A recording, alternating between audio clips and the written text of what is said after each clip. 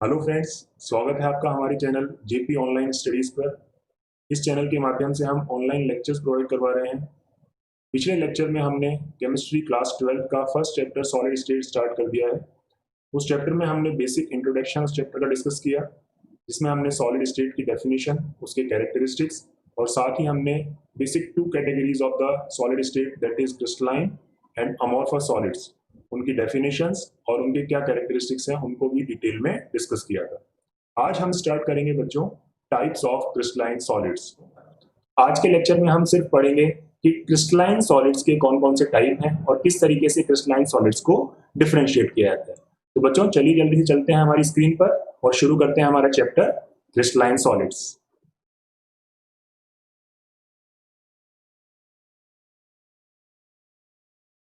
तो सबसे पहले हम देखेंगे कि कितने तरह के क्रिस्टलीय ठोस होते हैं।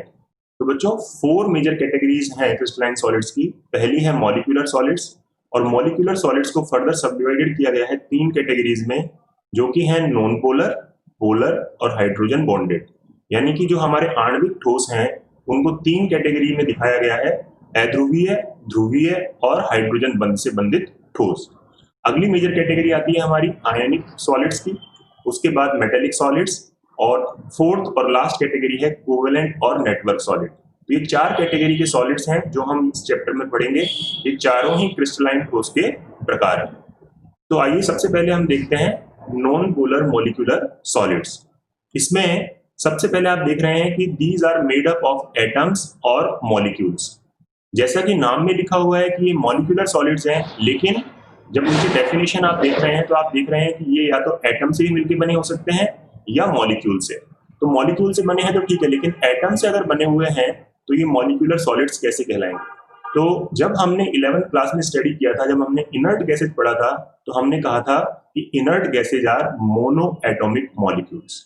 तो इस चीज को हमें समझना होगा यहाँ पर कि जो आपके हीलियम, आर्गन, नियॉन, जो इस तरह के एलिमेंट्स हैं, ये यूनिट एटॉमिक स्टेट में ही एग्जिस्ट करते हैं। ये 2 या 2 से ज्यादा एटम कंबाइन नहीं होते हैं, क्योंकि ये इनर्ट होते हैं। इनका जो ऑक्टेट रूल है वो फुलफिल्ड होता है। इनको किसी भी इलेक्ट्रॉन को रिलीज करने का या एक्सेप्ट करने का जरूरत नहीं होती है।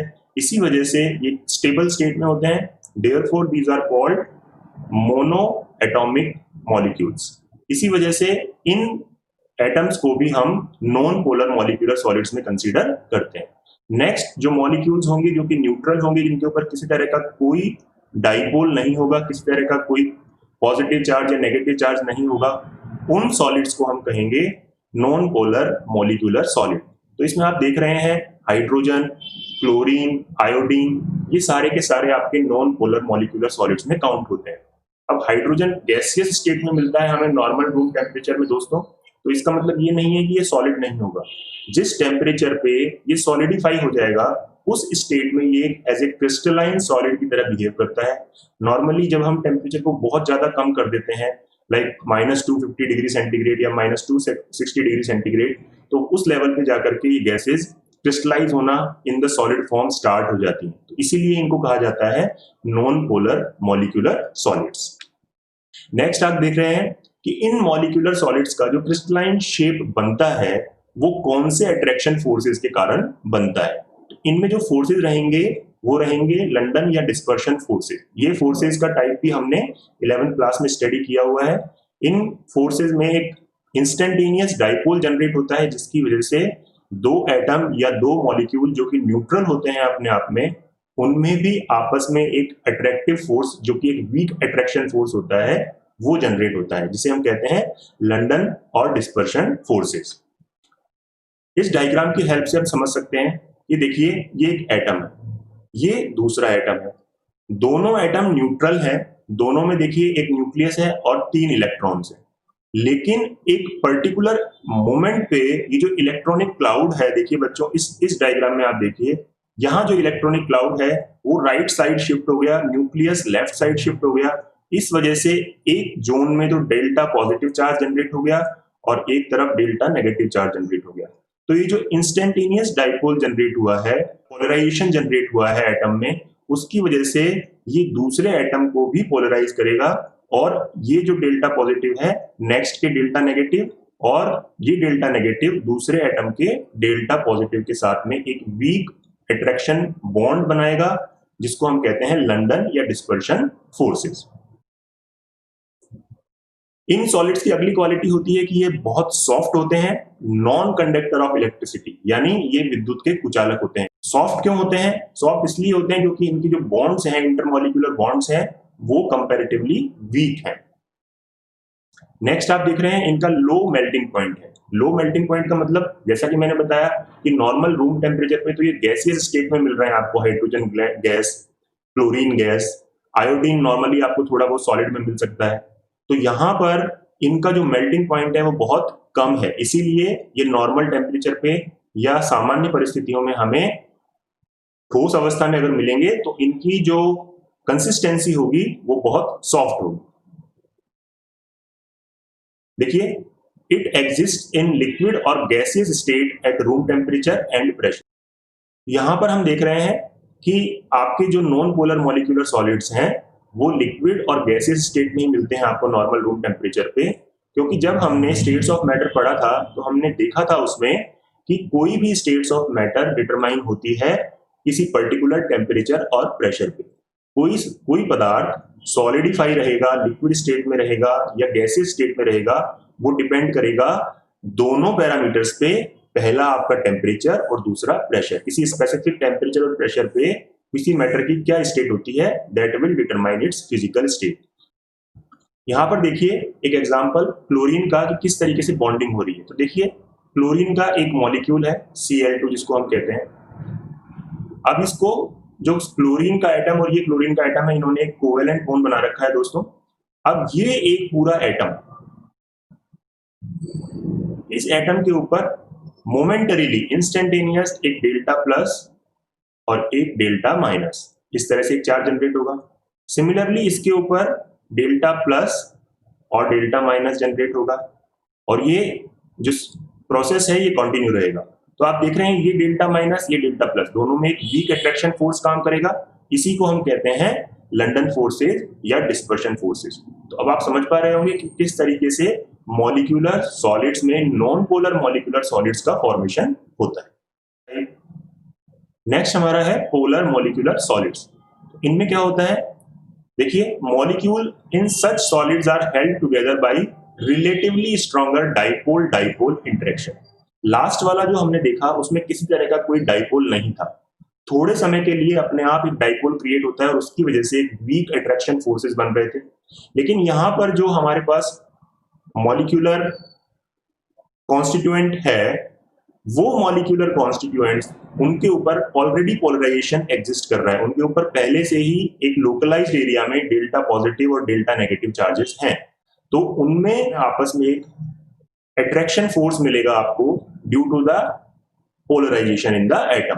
तो ये जो एटम के बीच में अट्रैक्शन फोर्सेस रहेगा ये कंपैरेटिवली स्ट्रॉन्गर रहेगा नॉन पोलर से। ये भी आपको सॉफ्ट और नॉन कंडक्टर ऑफ इलेक्ट्रिसिटी मिलेंगे। इनका भी मेल्टिंग पॉइंट देखिए, वैसे तो कम होता है लेकिन नॉन पोलर मॉलिक्यूलर सॉलिड्स से ज्यादा होगा। ये चीज हमें याद रखनी है क्योंकि ये भी सॉफ्ट है, ये भी नॉन कंडक्टर ऑफ इलेक्ट्रिसिटी है। इनका भी मेल्टिंग पॉइंट कम होता है लेकिन नॉन पोलर मॉलिक्यूलर सॉलिड्स से इनका मेल्टिंग पॉइंट ज्यादा मिलेगा। ये भी आपको नॉर्मली गैसेस और लिक्विड फॉर्म में ही मिलेंगे रूम टेम्परेचर और प्रेशर पे। इनके एग्जांपल हम देखते हैं hydrochloric acid, sulphur dioxide gas. इसमें आप देख रहे हैं कि किस तरीके से स्ट्रक्चर है और ये स्ट्रक्चर पोलर मॉलिक्यूलर सॉलिड की तरह बिहेव करती है। नेक्स्ट है हमारा हाइड्रोजन बॉन्डेड मॉलिक्यूलर सॉलिड्स। इनमें क्या फर्क होता है नॉन पोलर या पोलर से? यहाँ पर आपको एक हाइड्रोजन एटम कंपल्सरीली दिखाई देगा और साथ में एक इलेक्ट्रोनेगेटिव एटम होगा। उन दोनों के बीच में एक जो बॉन्डिंग होगी उसे हम कहते हैं हाइड्रोजन बॉन्डिंग, और ये कंपैरेटिवली नॉन पोलर और पोलर से स्ट्रॉन्ग होती है। ये सॉलिड्स भी आपके नॉन कंडक्टर हैं इलेक्ट्रिसिटी के, यानी विद्युत के कुचालक हैं, और ये भी आपको वोलेटाइल लिक्विड या सॉफ्ट सॉलिड, यानी इनकी जो ठोसी अवस्था अगर आपको मिलेगी तो ये ठोस जो होंगे सॉफ्ट होंगे, इतने कठोर नहीं होंगे नॉर्मल रूम टेम्परेचर या प्रेशर पर। इसका एग्जांपल है आपका वाटर, अमोनिया, एसिटिक एसिड। तो इस तरह के जो कंपाउंड्स हैं आपको वो हाइड्रोजन बॉन्डेड मॉलिक्यूलर सॉलिड्स में मिलेंगे। यहाँ पर हाइड्रोजन एटम आपको जरूर मिलेगा और साथ में आपको एक इलेक्ट्रोनेगेटिव एटम मिलेगा। जैसे वाटर में देख रहे हैं आप, ऑक्सीजन एक इलेक्ट्रोनेगेटिव एटम है, हाइड्रोजन फ्लोराइड में एक फ्लोरीन है, अमोनिया में नाइट्रोजन है, और एसिटिक एसिड में ऑक्सीजन और हाइड्रोजन है। इस तरीके से इनमें हाइड्रोजन बॉन्डिंग का फॉर्मेशन होता है। इस डायग्राम से आप समझ सकते हैं, ये जो दो डायग्राम मैंने इसमें आपको शोकेस किए हैं, यहां से आप समझ सकते हैं कि किस तरीके से मॉलिक्यूल्स में देखिए बॉन्डिंग हो रही है। ये एक पूरा वाटर का मॉलिक्यूल है, ये दूसरे वाटर के मॉलिक्यूल के साथ देखिए बॉन्डेड है। किस तरीके से बॉन्डेड है? By means of hydrogen bonding. तो ये जो मॉलिक्यूल्स हैं आपस में इस तरीके से अटैच होते हैं और एक क्रिस्टलाइन स्ट्रक्चर का फॉर्मेशन करते हैं, और यही क्रिस्टलाइन स्ट्रक्चर इनको एक सॉलिड की कैटेगरी में डालती है, जिसको हम कह रहे हैं हाइड्रोजन बॉन्डेड मॉलिक्यूलर सॉलिड्स। अब नेक्स्ट मेजर सब टाइप, पहला हमने मॉलिक्यूलर सॉलिड्स स्टडी कर लिए हैं। अब नेक्स्ट मेजर कैटेगरी है आपकी आयनिक ठोस।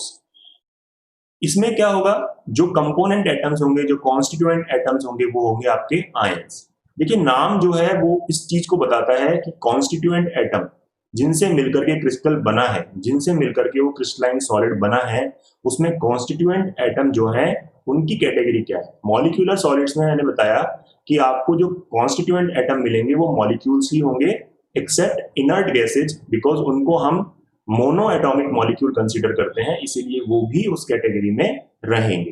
तो देखिए साइंस में जब भी हम पढ़ते हैं तो बहुत जगह आपको एक्सेप्शंस हमेशा देखने को मिलेंगे, तो उन चीजों के हिसाब से हमें उन एक्सेप्शंस को भी याद रखना है और कॉमन रूल्स को कॉन्सेप्चुअली समझते हुए चलना है। तो आयनिक सॉलिड में कॉन्स्टिट्यूएंट एटम क्या होंगे दोस्तों? आयनिक सॉलिड्स में कॉन्स्टिट्यूएंट एटम होंगे आपके आयंस। आयंस के दो टाइप आप पढ़ते हैं, पहला कैटायन और दूसरा एनायन। यानी जो आयन होगा या तो उसके ऊपर कोई पॉजिटिव चार्ज होगा या वो एनायन होगा जिसके ऊपर कोई नेगेटिव चार्ज होगा। अब कैटायन और एनायन आपस में किस तरह से बॉन्डेड होते हैं? उनके अंदर एक विद्युत आकर्षण बल होता है जिसको हम इलेक्ट्रोस्टैटिक फोर्स कहते हैं। तो उसी फोर्स के कारण वो आपस में बॉन्डेड होंगे, और ये जो फोर्स होगा कंपैरेटिवली मॉलिक्यूलर जो आपने सॉलिड्स पढ़े हैं उनसे ज्यादा होगा।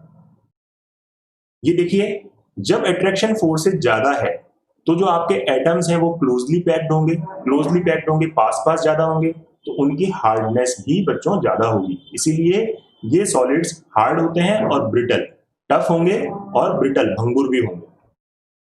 इनका मेल्टिंग पॉइंट देखिए हाई है और बॉइलिंग पॉइंट भी हाई है। जब अट्रैक्शन फोर्सेस ज्यादा हैं तो आपको उस बॉन्ड को तोड़ने के लिए एनर्जी भी ज्यादा देनी पड़ेगी, और जब आपको एनर्जी ज्यादा देनी पड़ेगी तो डेफिनेटली उसका मेल्टिंग पॉइंट हायर होगा। लेकिन ये इलेक्ट्रिकल इंसुलेटर्स हैं इन सॉलिड स्टेट। देखिए इस चीज को आप याद रखिएगा कि आयनिक सॉलिड ठोस अवस्था में विद्युत के कुचालक होते हैं। They are electrical insulator in solid form. जैसे कि हम बात करें NaCl की। अब NaCl में नॉर्मली सॉलिड स्टेट में ये दोनों एटम एक कंप्लीट स्ट्रक्चर बनाते हैं, Na+ और Cl-। तो इनका जो इलेक्ट्रिकल न्यूट्रलाइजेशन ऑलरेडी हो चुका है, सोडियम का पॉजिटिव और क्लोरीन का नेगेटिव न्यूट्रलाइज हो रखा है आपस में बॉन्डिंग के थ्रू। तो जब इलेक्ट्रोस्टैटिक अट्रैक्शन के थ्रू वो एक दूसरे से बंधे हुए हैं सॉलिड स्टेट में, तो वो किसी तरह से इलेक्ट्रिसिटी को कंडक्ट नहीं करते हैं। लेकिन जैसे ही आप उन्हें सॉल्यूशन फॉर्म में ले आते हैं या उनको गर्म करके मोल्टन स्टेट यानी पिघली हुई अवस्था में ले आते हैं, तो वो इलेक्ट्रिसिटी को कंडक्ट करना शुरू कर देते हैं। क्यों? क्योंकि अब ये जो Na+ और Cl- है वो आपस में दूर दूर होना शुरू हो जाते हैं। अब चूंकि इन पर एक पॉजिटिव और नेगेटिव चार्ज आ चुका है, तो अब ये इलेक्ट्रिसिटी को कंडक्ट करने के लिए फेवरेबल सिचुएशन क्रिएट कर देते हैं। देखिए आयनिक सॉलिड्स जो हैं वो आपके पोलर सॉल्वेंट्स में सॉल्युबल है। पोलर सॉल्वेंट्स में वो क्यों सॉल्युबल रहेंगे? क्योंकि उनके ऊपर एक चार्ज होता है पॉजिटिव और नेगेटिव, और पोलर सॉल्वेंट में भी एक डाइपोल होता है, एक पॉजिटिव रीजन होता है, एक नेगेटिव रीजन होता है। तो रिएक्शन इजी होती है। जो आपका आयनिक सॉलिड है उसका नेगेटिव पार्ट सॉल्वेंट के पॉजिटिव पार्ट से, और जो आपका आयनिक सॉलिड उसका पॉजिटिव पार्ट है वो सॉल्वेंट के नेगेटिव पार्ट से रिएक्शन करके उसकी डिसोल्यूशन को एनहांस करता है। तो आयनिक सॉलिड नॉर्मली आपके पोलर सॉल्वेंट्स में सॉल्युबल होते हैं। Form crystal lattice. आयनिक सॉलिड जो बनाते हैं वो आपके प्योर क्रिस्टल लैटिस बनाते हैं, क्रिस्टल जालिका जिसको हम कहते हैं। एक प्रॉपर शेप अगर आप किसी क्रिस्टल की देखते हैं तो आपको आयनिक सॉलिड्स में ही देखने को मिलेगी। और इस चैप्टर में जो हम डिटेल स्टडी करेंगे वो आयनिक सॉलिड्स को लेकर के ही करेंगे। सबसे पहले हमने सॉलिड स्टेट पढ़ी, उसमें दो टाइप पढ़े, क्रिस्टलाइन और अमोर्फस। और फिर अब हम क्रिस्टलाइन सॉलिड्स के टाइप पढ़ रहे हैं और पूरे चैप्टर में हम क्रिस्टलाइन सॉलिड्स में आयनिक सॉलिड्स पर ही हमारा फोकस रहेगा। इसके एग्जांपल देखिए, सोडियम क्लोराइड, कैल्शियम सल्फेट। देखिए क्रिस्टल लैटिस किस तरह का होता है, एक नॉर्मल अरेंजमेंट आप देख रहे हैं। देखिए सोडियम एटम रेड और ब्लू बॉल्स जो है आपकी क्लोरीन एटम्स है। तो इस तरीके से आप देख रहे हैं एक सोडियम का एटम 1 2 3 4 5 और 6 क्लोरीन के एटम्स के साथ में बॉन्डेड है। तो ये इसकी एक आइडेंटिफाइड स्ट्रक्चर है जिसको हम इस तरीके से जो बनती है इसको हम कहते हैं क्रिस्टल लैटिस यानी कि क्रिस्टल जालिका। थर्ड कैटेगरी है मेटेलिक सॉलिड यानी धात्विक ठोस। अब इनमें क्या क्वालिटीज होती हैं? देखिए metals are orderly collection of positive ions surrounded by and held together by a sea of free electrons. यहां पर क्या होता है, नॉर्मली आपको जो मेटल दिखाई देती है वो मेटल आपको मेटल के आयंस होते हैं बहुत सारे, और मेटल के कौन से आयंस होते हैं? Positive ions. इन आयंस को हम बोलते हैं कर्नेल्स। कर्नेल्स क्यों बोलते हैं? क्योंकि मेटल का जो एटम है उससे कुछ इलेक्ट्रॉन निकल गए हैं और इलेक्ट्रॉन निकलने के बाद में ये एक इलेक्ट्रॉन डेफिसिट एटम की तरह बिहेव करता है। और वो जो इलेक्ट्रॉन डेफिसिट एटम होता है उसके ऊपर एक पॉजिटिव चार्ज होता है और उस पॉजिटिवली चार्ज्ड मेटेलिक एटम को हम कहते हैं कर्नेल्स। अभी जो इलेक्ट्रॉन होते हैं दोस्तों, ये इलेक्ट्रॉन कहीं बाहर नहीं जाते हैं, मेटल के सरफेस में ही ये इलेक्ट्रॉन आपस में मूव करते रहते हैं, यहां से वहां यहां से वहां ये इलेक्ट्रॉन इस सरफेस में मूव करते रहते हैं। इसी मूवमेंट की वजह से ये जो पूरा मेटेलिक कंपाउंड है अपना क्रिस्टलाइन स्ट्रक्चर को रिटेन करता है। साथ में ये जो फ्री इलेक्ट्रॉन्स होते हैं ये through out the crystal flow हो सकते हैं, ये इजीली मूव कर सकते हैं। इसीलिए हमने यहां पर कहा है कि सी ऑफ इलेक्ट्रॉन, यानी पूरा इलेक्ट्रॉन का एक समुद्र होता है जिसके अंदर ये मेटल के पॉजिटिव चार्ज कर्नेल्स डूबे हुए रहते हैं, जिसको आप समझ सकते हैं या एम्बेडेड रहते हैं। इलेक्ट्रॉन्स जो है वो मोबाइल है, वो फ्री है और पूरे क्रिस्टल में पूरे जो मेटेलिक स्ट्रक्चर है उसके अंदर बराबर से डिस्ट्रीब्यूटेड है। नेक्स्ट देखिए, free and mobile electrons are responsible for high electrical and thermal conductivity of metals. हम अच्छे से जानते हैं कि जो भी धातुएं होती हैं वो बहुत अच्छी विद्युत की सुचालक होती है, they are very good conductor of electricity. तो उसका कारण क्या है? उसका कारण यही है कि जो फ्री इलेक्ट्रॉन्स होते हैं मेटल की सरफेसेस में, मेटल के क्रिस्टल में, ये फ्री इलेक्ट्रॉन्स फ्रीली मोबाइल होते हैं। देखिए ये फ्रीली मूव कर सकते हैं एक जगह से दूसरी जगह पर। इसी वजह से ये इलेक्ट्रिकल कंडक्टिविटी की प्रॉपर्टी को बहुत अच्छे से शोकेस करते हैं। मेटेलिक सॉलिड्स में देखिए आगे, under electric field free electrons flow through the network of positive ions. यानी इलेक्ट्रिक कंडक्टिविटी के वक्त ये जब आप इलेक्ट्रिक फील्ड लगाते हैं तो ये इलेक्ट्रॉन किसी एक डायरेक्शन में फ्लो होना शुरू हो जाते हैं towards the positive ions. Similarly the thermal energy is uniformly spread through out by free electron. इसी तरह से जब आप इनको थर्मल एनर्जी देते हैं, आप इनको हीट देते हैं, तो आप किसी भी मेटल की रोड को एक एरिया या एक पॉइंट पर हीट करेंगे तो उसकी जो वो थर्मल एनर्जी है वो कंडक्ट करेगा दूसरे रीजन तक, वो हीट उसको कंडक्ट करेगा दूसरे रीजन तक, उस रॉड की दूसरे सरफेस तक भी वो हीट की कंडक्टिविटी होगी। कारण क्या होगा? वही फ्री इलेक्ट्रॉन्स उस एनर्जी को ट्रांसफर करते हैं। कौन सी एनर्जी को? जो हीट के फॉर्म में आप एनर्जी दे रहे हैं। धातुएं जो होती हैं, जो मेटल्स होती हैं, वो हाईली मैलिएबल और डक्टाइल होती हैं। यानी आप इनको पीट सकते हैं, आप इनको पतला बना सकते हैं, आप इनके तार खींच सकते हैं। और धातुओं में आप जानते हैं एक चमक होती है, एक लस्टर होती है। इसी वजह से मेटेलिक सॉलिड का ये क्वालिटी होती है कि ये हाईली मैलिएबल है, डक्टाइल है और लस्ट्रस यानी चमकीली होती है। एग्जाम्पल जितने भी हम जानते हैं धातुओं के बारे में, आयरन है, कॉपर है, गोल्ड है, सिल्वर है, सोडियम है, ये सारे आपके मेटल्स हैं। देखिए मेटेलिक स्ट्रक्चर इसमें किस तरीके से हो रहा है। नॉर्मली ये जो बॉल्स आपको दिखाई दे रहे हैं, जो एटम्स हैं, ये आपके मेटेलिक एटम्स हैं और इनके बीच में इलेक्ट्रॉनिक,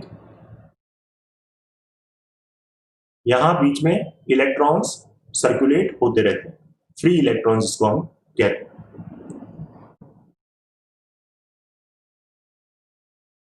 फोर्थ पॉइंट आता है हमारा कोवेलेंट और नेटवर्क सॉलिड।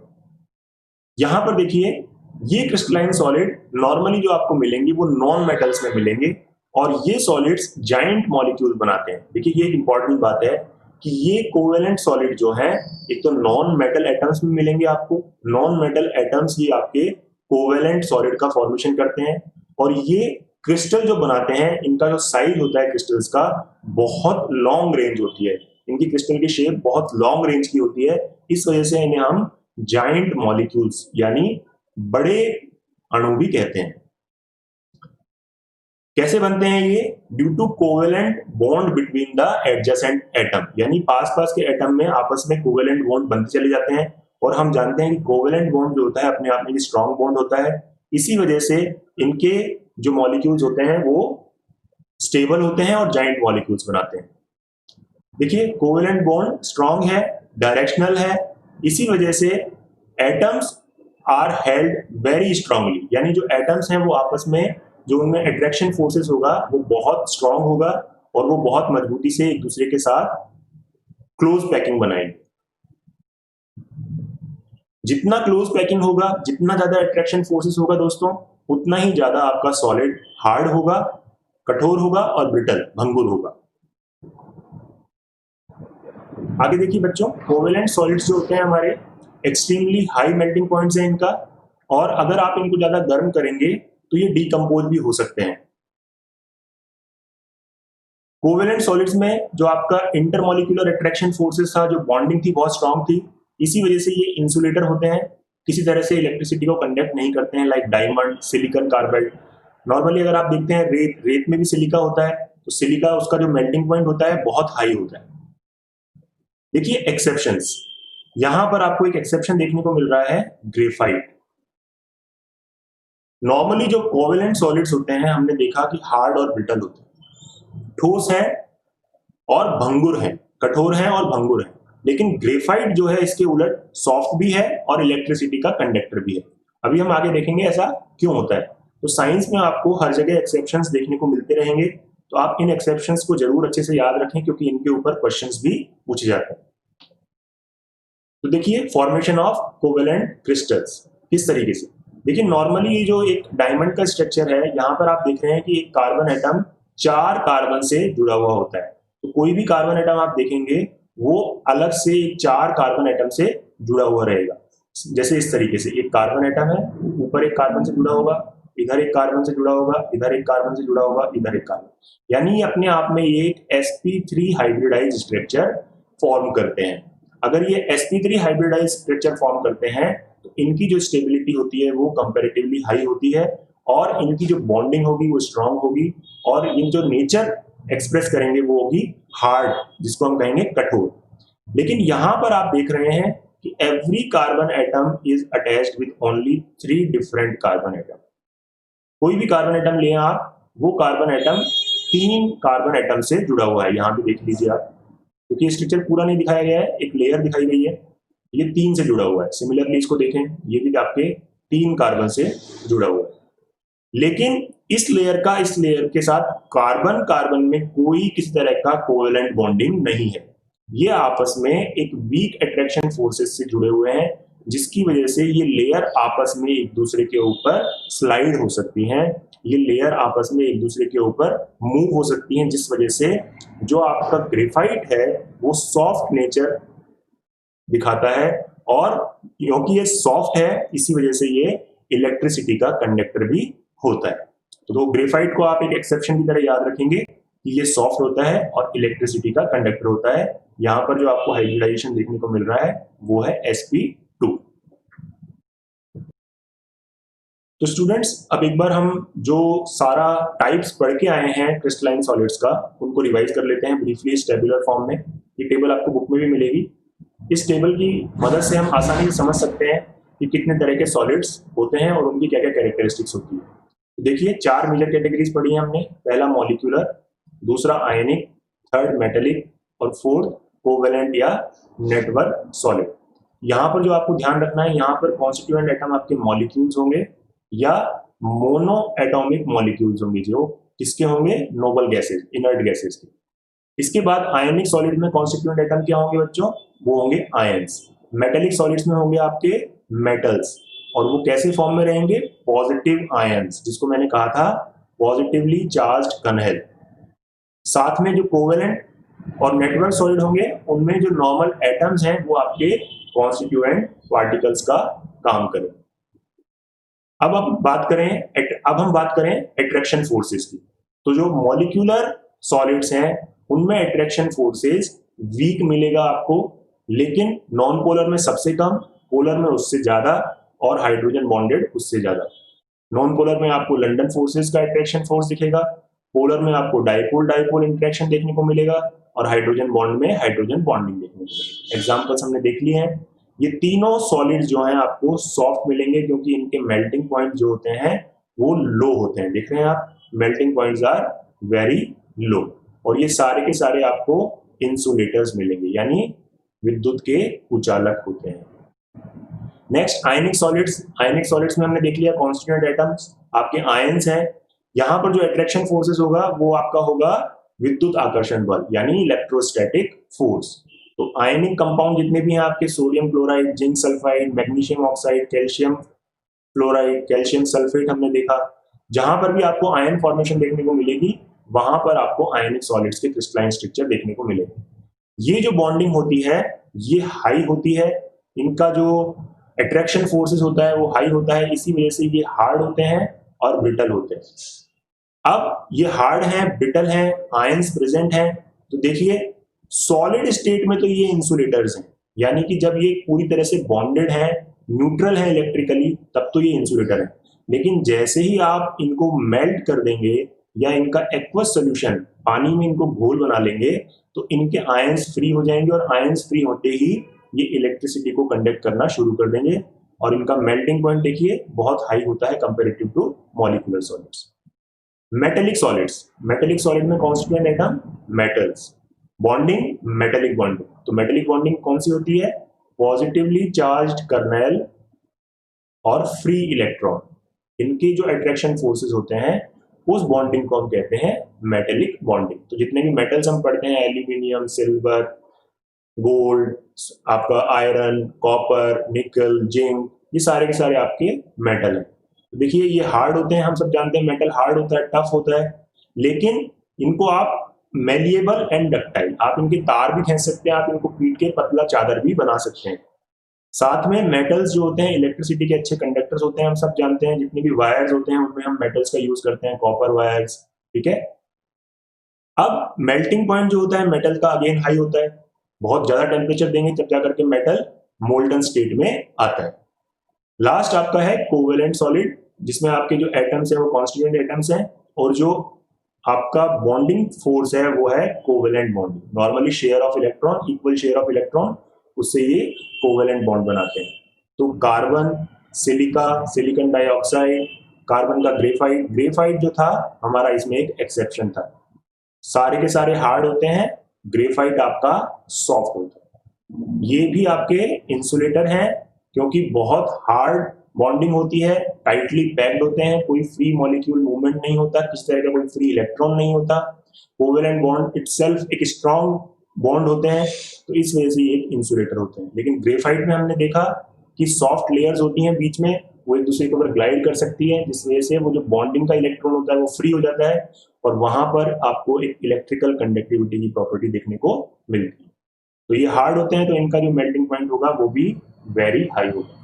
तो बच्चों इस तरीके से हमने आज जो समझा है वो है क्रिस्टलाइन सॉलिड्स कितने तरह के होते हैं। इनके ऊपर क्वेश्चन आता है कई बार, सारे के सारे क्रिस्टलाइन सॉलिड्स का ब्रीफ क्लासिफिकेशन पूछा जाता है या नॉर्मली किसी एक सॉलिड के बारे में पूछा जाता है। ग्रेफाइट के बारे में छोटा क्वेश्चन कई बार पूछा जा चुका है आपके एग्जाम्स में, तो आप इसको ध्यान रखें। ये आपका एक कोवेलेंट सॉलिड में एक एक्सेप्शन रोल प्ले करता है, जहां पर ये एक सॉफ्ट सॉलिड है और इलेक्ट्रिसिटी का कंडक्टर है। इस चैप्टर को हम यहीं क्लोज करते हैं। Thank you.